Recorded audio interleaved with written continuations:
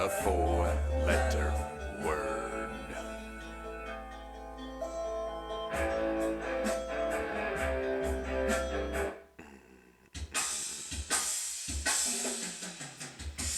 Living your purpose, baby.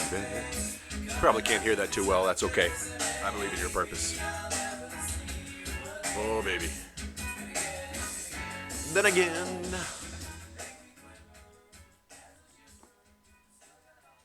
I want to give her. I want to say good morning. I don't know if you're listening to this in the morning or not. You never know. Yeah, you never know. I want to leave that music playing, but I don't know what's going to come next. It's on a little playlist, and I'm not sure what's there. Good morning. Good morning. Good morning. It's a good day. I hope it's a good day in your world. How do you make it a good day? Oh, that's been in my mind, on my head here, as of late, on my heart, however you want to say it. Make it a good day. Sometimes it's rough. Years ago, in fact, I don't know if I have a copy right here. Years ago, I figured out that for me personally, and I like to call myself the smallest sample size in the world. My opinion is like an asshole, and it stinks, and everybody has one their own. Yeah, it's just part of life, man. At a certain point, we got to figure out how to handle it on our own, because we're no longer a baby, no longer a child. Yet that's becoming more and more common. I guess it probably has through evolution, where more and more people are willing to sit on their ass and do nothing, welcome nothing, without a purpose, without any motivation, without any pride. Pride's a sticky one. We were talking about this last night at League. Played League here in Boise, disc golf. We were talking about it. The particular conversation we had was around deserve. And people left real quick once the philosophical stuff started coming up. You know, they just kind of check out, which is okay. That's not my preference, though. Personally, if you want to talk about the surface level stuff and, you know, the he, she, people or politics, no thanks, man. Let's talk about philosophy. I want to say it was Eleanor Roosevelt. This could maybe misattributed quote. Something around people talking about other people, people talking about ideas. I'll have to find it, see if I can put it in the show notes here. So how do we gain some stability, emotional, mental stability, when we're facing stuff that is overwhelming, when we're out of sorts, when we're in a position that we feel like we don't have any power, like we are not good enough? Wow, there's a belief. There's a big one to dig up. And if you haven't, I'm gonna ask you to. Probably a bunch. Probably a bunch. If you don't, then we're walking down a chosen path of depression. So before we get into that stuff, let me kind of tell you how the depression compression equation works. This is something that has come to light for me in the last few months, the concept of compression. Nobody stays the same age. You know, we might mentally, but a lot of times there are other factors at play. You know, in the process of development, personal development, the universe, the world, the people, humanity, there's a demand. There's a demand for you as an individual to take responsibility. And that demand is not an overt demand. That demand is one of if you don't face it, you will face the negative consequences. The demand is one of growth. The call, 311. If you haven't listened to me much, haven't seen my stuff here, 311 is probably the most positive and influential band in my life. Well, my dad. And they have this mentality that, we get to control the universe. We get to choose. And when we make a choice, not only do we determine our future, the universe, everything in the world is conspiring to bring us what we choose, what we focus on, where our energy is attracting. And so through that, if we deny the call, if we shy away from the hero's journey that Joseph Campbell talks about, if you're Luke Skywalker and you run away from the forest, you're in the middle of Star Wars and you turn and go home, you run to mommy. Yeah, there's a valid reason for the man up movement. And the other end, the feminine movement that is calling males to step into their true nature of masculinity when they're challenged and take on what their call is, that compression, and walk through the depression, because we're gonna be pushed toward depression, guaranteed. There's no other way about it. When you're growing, there is going to be a point where we feel like we're inadequate, where we're not good enough, where we don't have the training, we don't have the education, we're not developed, we don't have the discipline, we don't have the focus, we don't have the discernment, we're unable to at that time. And that calling, that compression, is when it's time to go educate ourselves, to gain knowledge, to gain experience, to go fail. My dad taught me when my daughter was very young. She's 16 in high school now, pitching varsity softball here in Boise, Centennial, sorry. My dad told me when she was very young, and this was confusing, teach her how to lose. And I didn't tell him, I didn't really ask him why, ask him to complain or explain. It was a little bit obvious to me, but now that it's been probably 15 years since we discussed that tactic as a parent, that it was probably one of the best things that I've ever done, that my dad suggested that I do. The reason is, life is going to force losses. There's nobody alive that has won every battle. In fact, most people who are honest, they will tell you directly that the losses have made them who they are. My daughter and I talk about this consistently throughout our conversations. If you don't have the losses that are piled up, the wins don't come. Her and her team got their butts kicked last year, and it was not fun. She's been playing for probably 4 years. We'll get back to depression here in just a second. I mean, man, rabbit hole, open these loops and then try to close them all before we finish. So when my daughter started playing, she was, just whatever. We didn't know if she was going to really like it or not, so we didn't go play with the competitive teams. And it took a year, it took probably 2 years before she decided that she wanted to play on some better teams.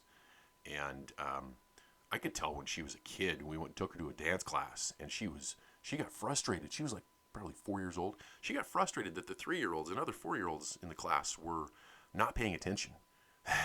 She didn't want to do it anymore. That's ambition to me. That's drive. That's work ethic. That's knowing that you can learn something And it's exciting. That's curiosity. That's a foundation of knowing that there's more out there to know, and that if you are distracting me from learning, get out of my way, please. Don't be a jerk. Don't distract me from accomplishing what I want to accomplish. And really, that's where the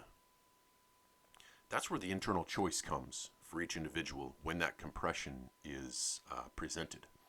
Good example is going to college. You lose your high school friends, and you have a demand to meet the call.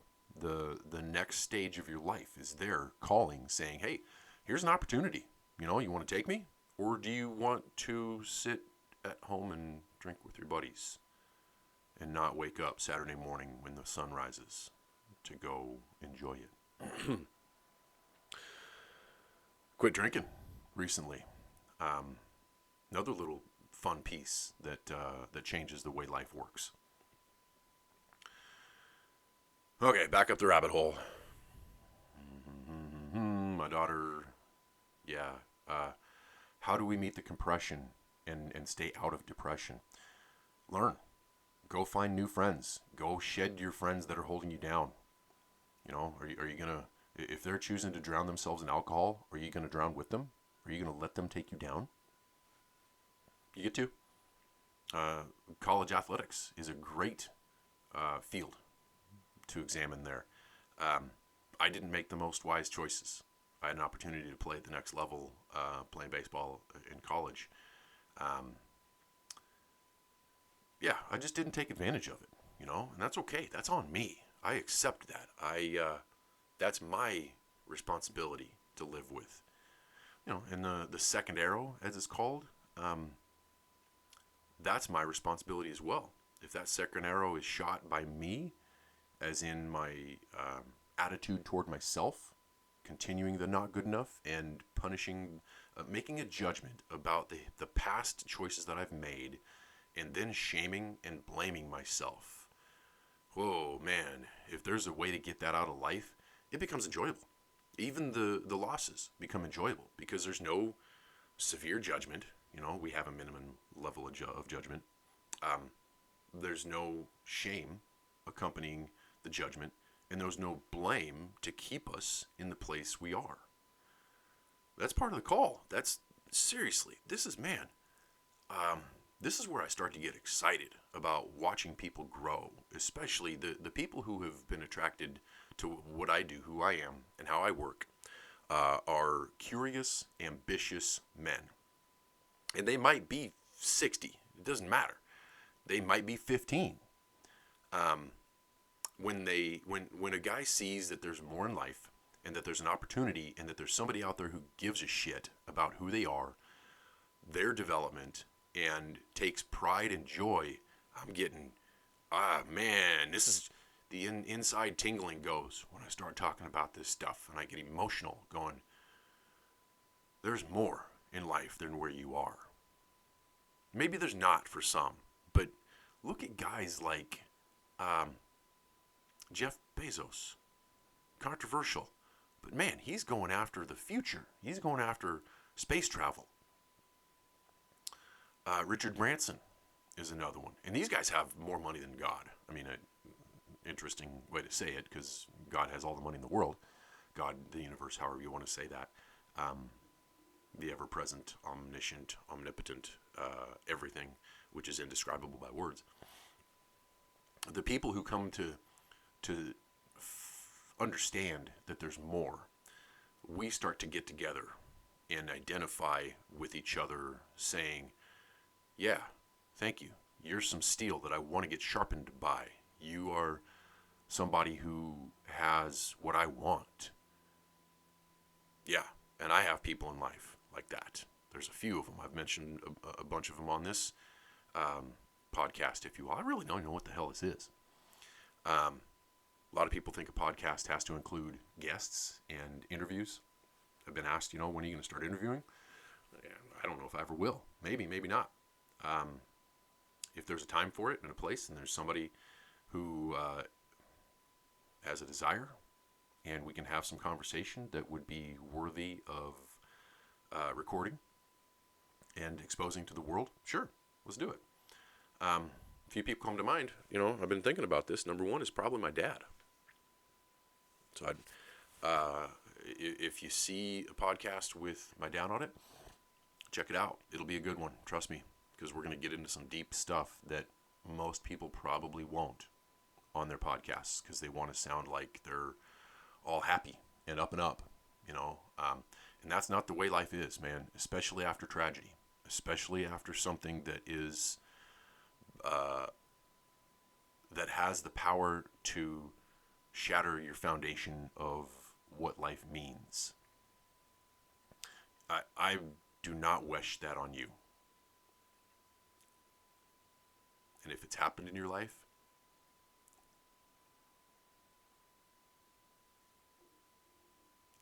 yeah, I'm here with you.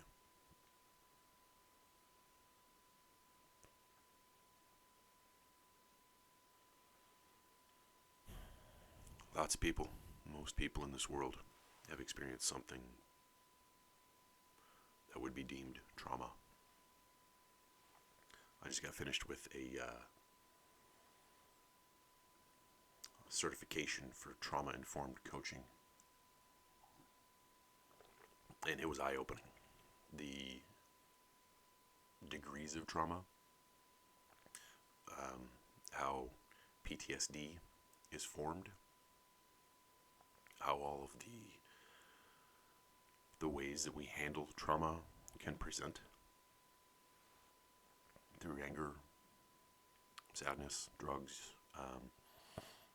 addiction, big time addiction. That's a big one, and it shows up for me every day.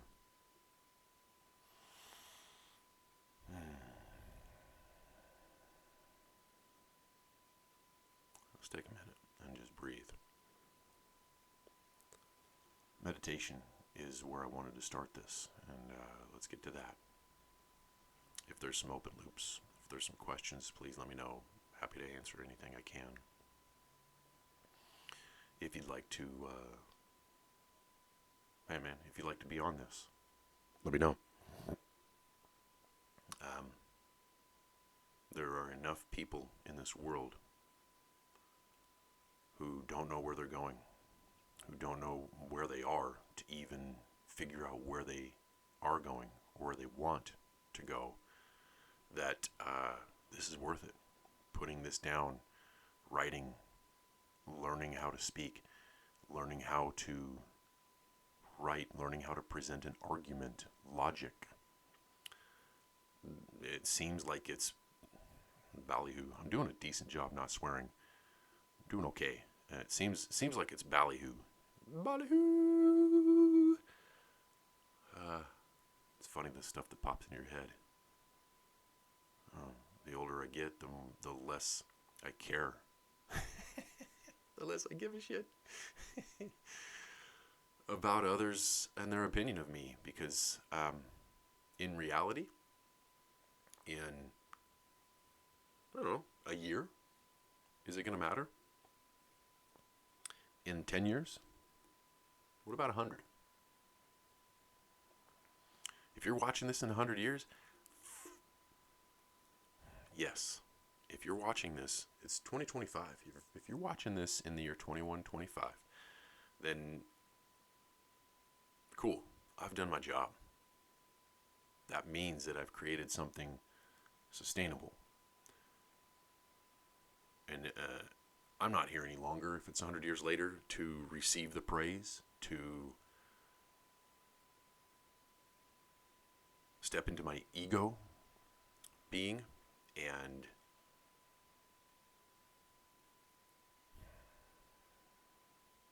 claim that I deserve. What do I deserve? Ask yourself that. What do you deserve? Do you deserve how you're treating yourself? That one's come up for me a lot in the last lifetime.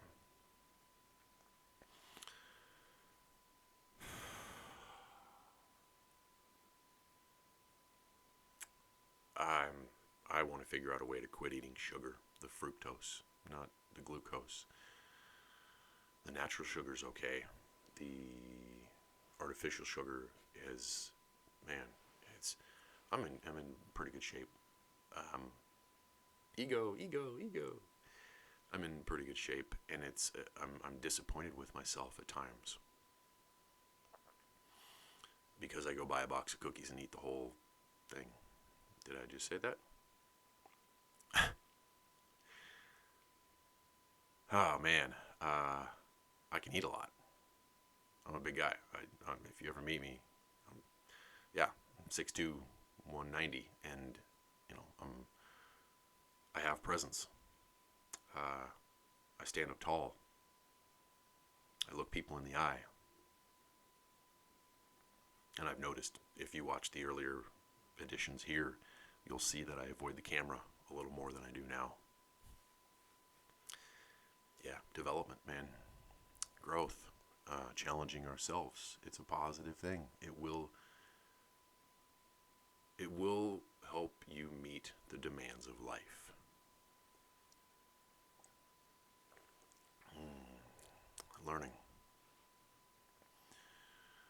Learning that excitement is a double-edged sword, that it is a distraction from purpose most of the time.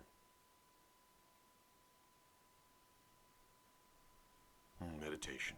So I've recently, the last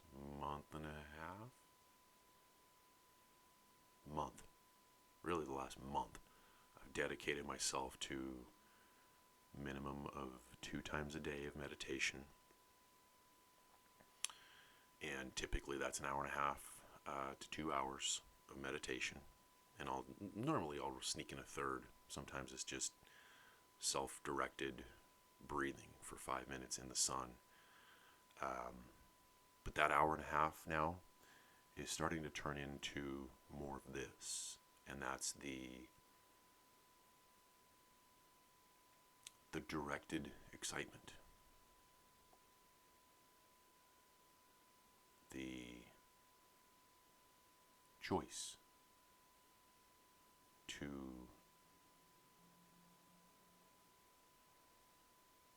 not follow the shiny object, to stay with something.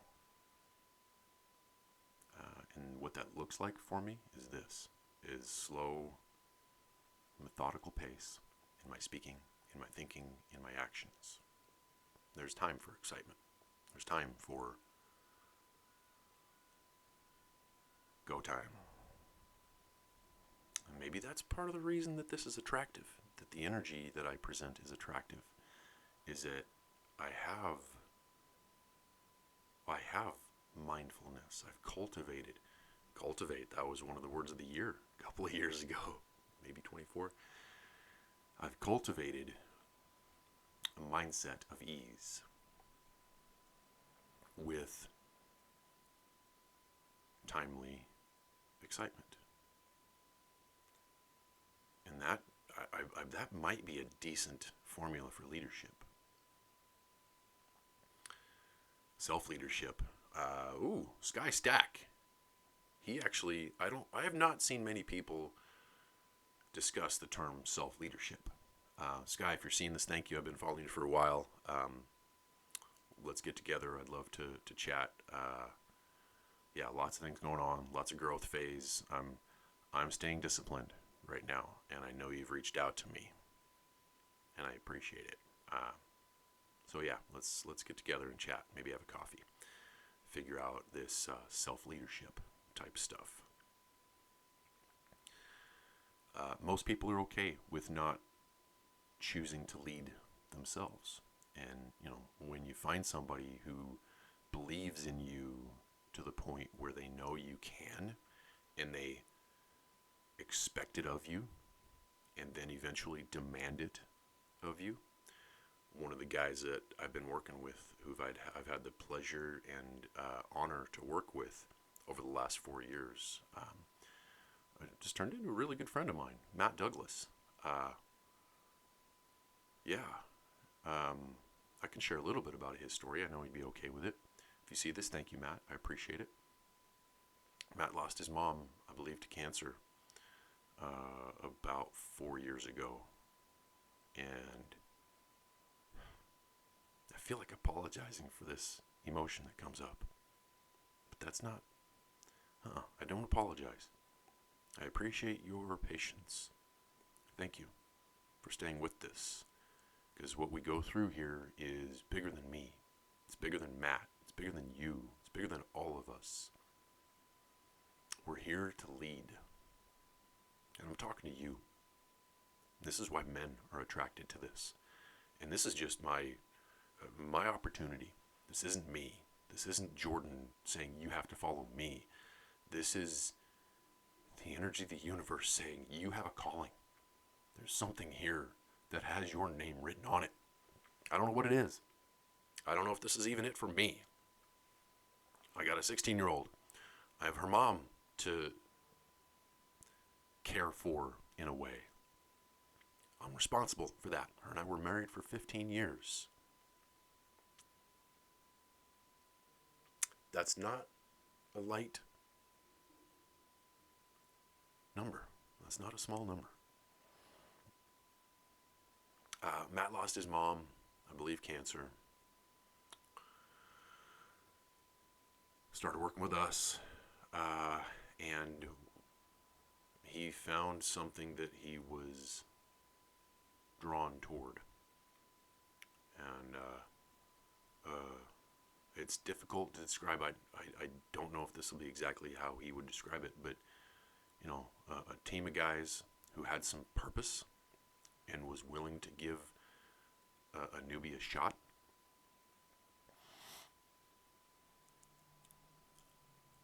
And grow, not only personally, but as a team. And it's a trial. That's a good way to say it. It's a trial. I was on trial when I started with this, with the job when Matt and I met, and Matt was on trial. So was Marty. So was all these guys. Every single one, and the ones who are still with us, with me, who will be lifelong friends.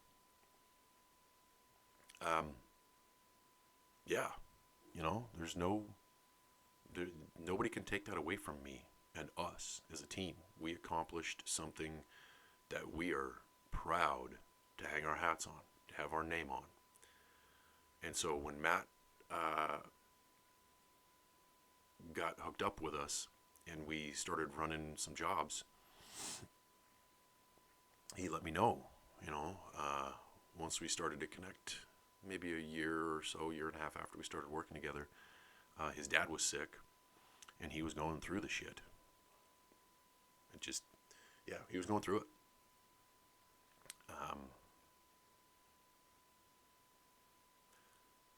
And I didn't feel like I had taken a ton of time to step out of my way. I mean, I was just being me. And he saw something that he had not seen before in his life. Well, not necessarily his life, but in his work life. And I've had people tell me this many times in my leadership. And I want to own this because I'm proud of it and I maintain it. This is something that there's not enough. The world needs more of us. The world needs you. The world needs more. The term that I've used is the universe needs another warrior. Another warrior. Because there are many of us out here. And if you're being called to that, let's do it. Let's figure out how to turn you into a warrior. The inclination to swear right there. Mental discipline. So this meditation. All right, let me finish up with Matt. So Matt lost his dad.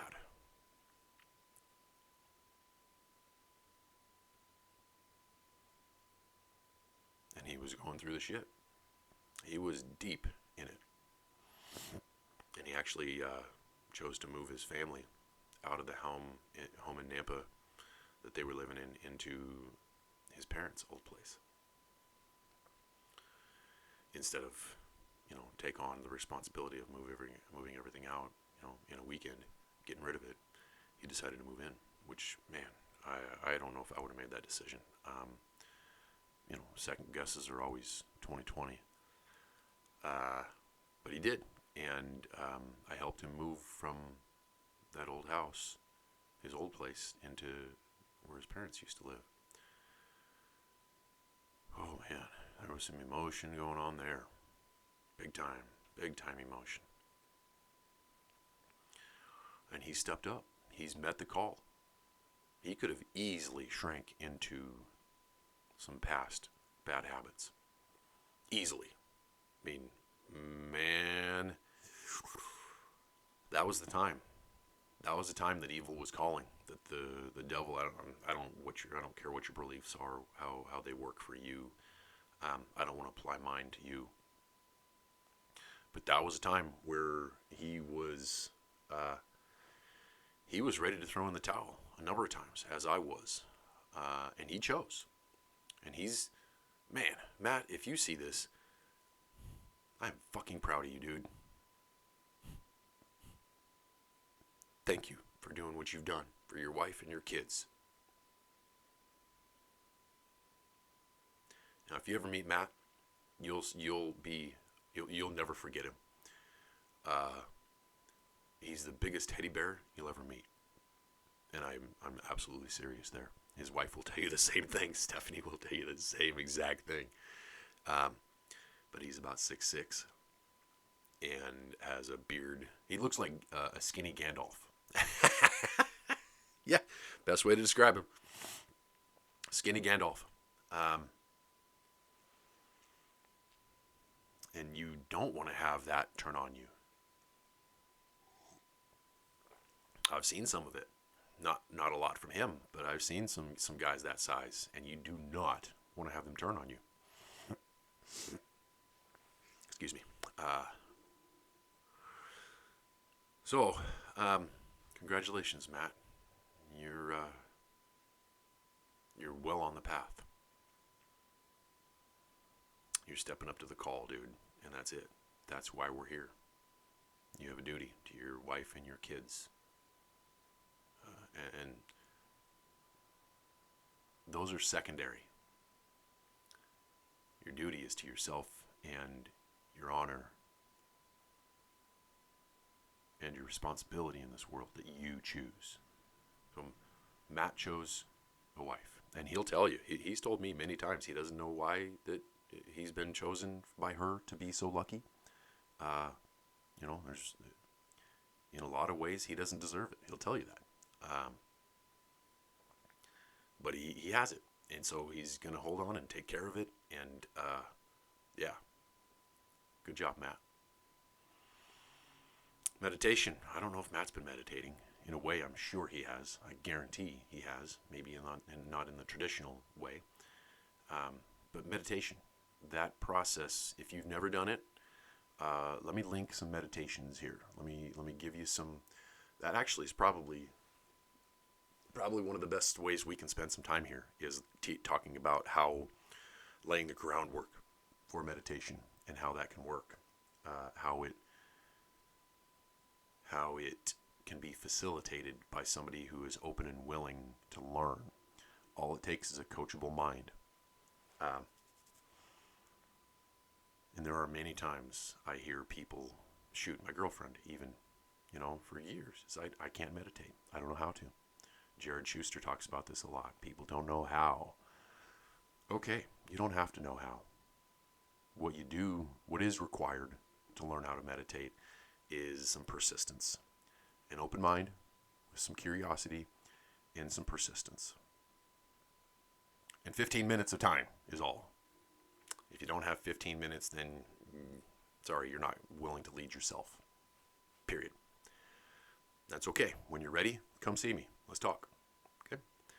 I promise you that I will take the time.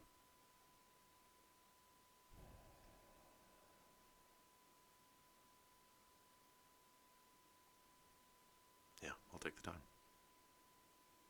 You deserve it. If you want 15 minutes, yes. I'll put the link to my Calendly down below. You can book 15 minutes with me, and it'll be on my calendar, and I will honor it. We'll do it. Okay?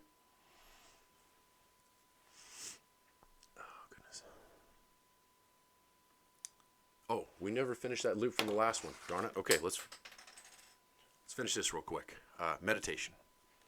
If you saw my last one here, if you haven't seen it, I finished up with some emotional stuff around a guy by the name of Johnny Collins.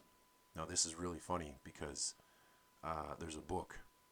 I don't have it here. I don't want to step out and get it right now. But it's called There's Treasure Inside, or There's a Treasure Inside, by a guy named John Collins Black. And he made it big with Bitcoin. He's an author. Sold a whole bunch of books and doing more with this Treasure Inside program, project. So he took probably close to $1 million, somewhere in there, maybe more, and divided into 4 treasure chests. One of them is the lion's share. I want to say it was like $500,000 value. There's some Krugerrands, there's Bitcoin, there's Michael Jordan rookie card. There's some pretty cool stuff. And I want to say the website is There's Treasure Inside. So I started a Facebook group, John Collins, There's Treasure Inside. John Collins Black, There's Treasure Inside. I'll link that here too. And I've done very little there, just a way for my daughter and I connect and be able to share some of the things. And it's been a lot of fun with her first. Second, connecting with people online and learning how to manage some social stuff, which I've been a little averse to in the past, especially business-wise for some reason, scared. And so started this group to, this is where Johnny Collins comes in. John Collins Black is the author and the gentleman who put this together.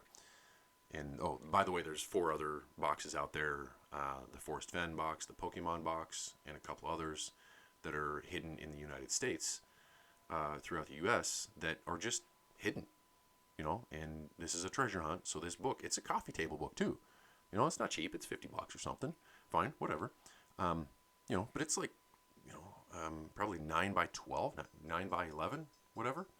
And it's thick and heavy, right? It's a nice book.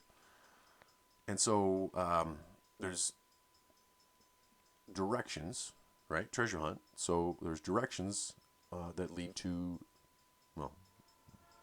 they're not explicit directions, obviously, but they're directions that lead to where the treasure is.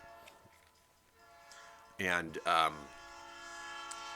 John, I'm in a number of Facebook groups for men's health, mental health, physical health, emotional health, motivation, success, business, sales, all that type of thing. I'm in tons of Facebook groups just because I'm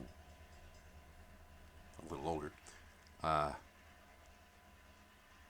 And I commented on a gentleman's post. It's actually this guy named Johnny Collins. I'll see if I can find that post here and link it to in the show notes.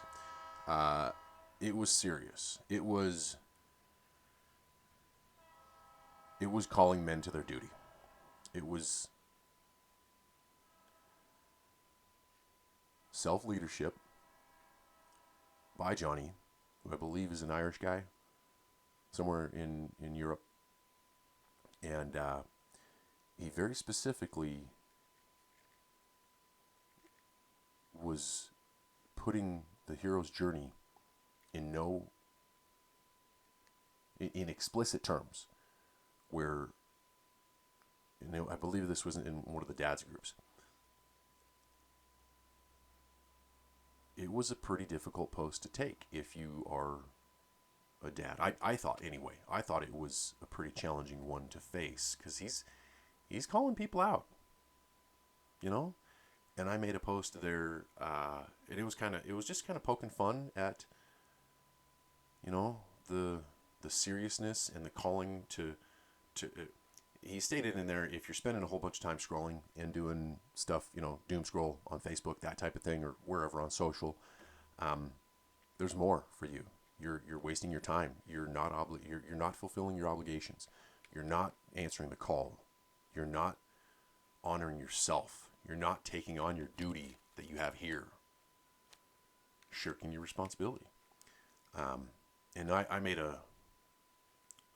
it was in jest, and it was not the appropriate time. And he engaged me there and just said, you don't get it. He didn't call me names. He didn't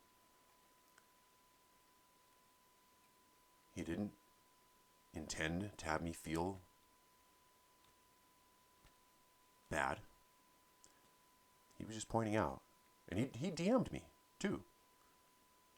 And said, you just don't get it, man. If there's one dad who sees that post, that response that I made, and says, this isn't worth it,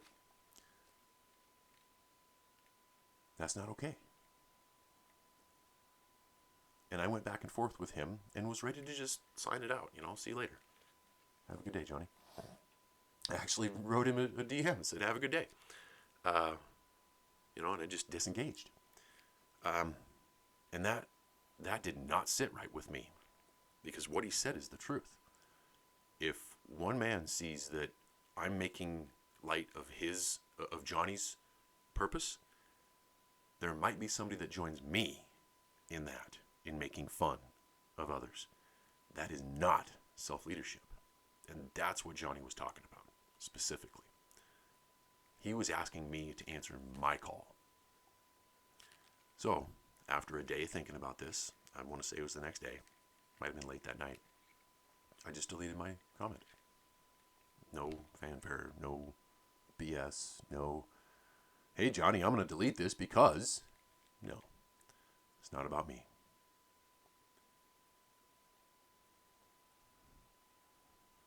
It's about the man who's going through the shit. It's about the man who's deciding if he wants to lead himself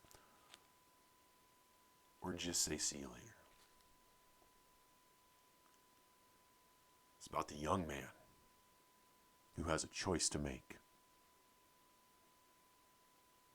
I'm thinking of my girlfriend's son, Isaac. He's made many of these choices, and he's making the choice to lead himself every day.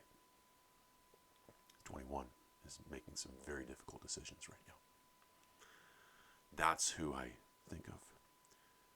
And it doesn't matter where the platform is, doesn't matter who's posting it.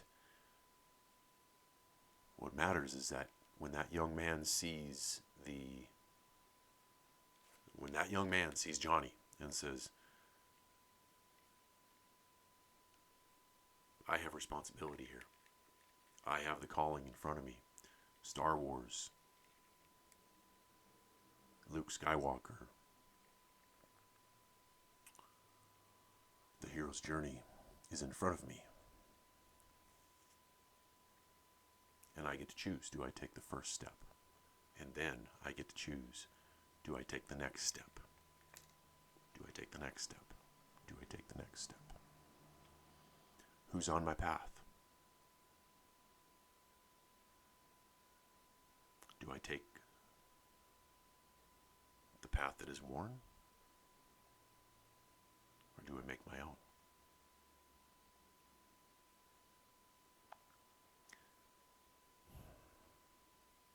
Yeah. Where's your path? What do you listen to? How do you consume information? What are you putting in your head every day?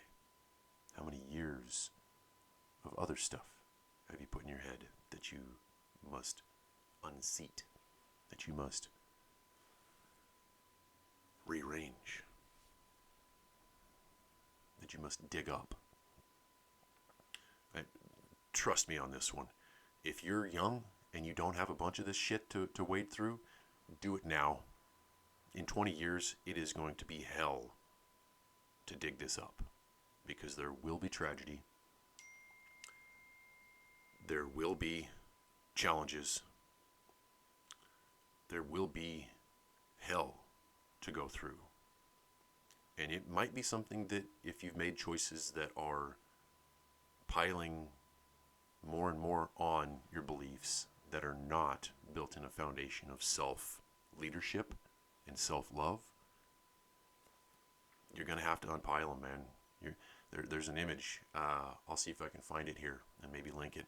There's an image of a wall of bricks with a pebble at the bottom. below the foundation, the first layer of bricks. And at the top, the Princess and the Pea is the same story. This princess has, you may not have heard it, we're in an age now where there's so much distraction, so much BS to wade through. The Princess and the Pea is one that you'll have to look up because we're done here. There's so much. So I hope you're enjoying this. I hope you're finding value here. If you are, let me know, please. I want connection. I don't care about the likes. I mean, yeah, those are fine. The follows, the subscriptions, the subscribes here, great. That's not what I'm here for. I'm here for you and I to connect.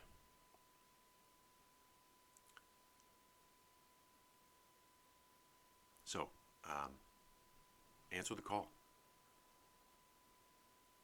Don't do it for me. Do it for you. Do it for you. Thank you. I appreciate it. And if you want help, I can help. I've been through some stuff.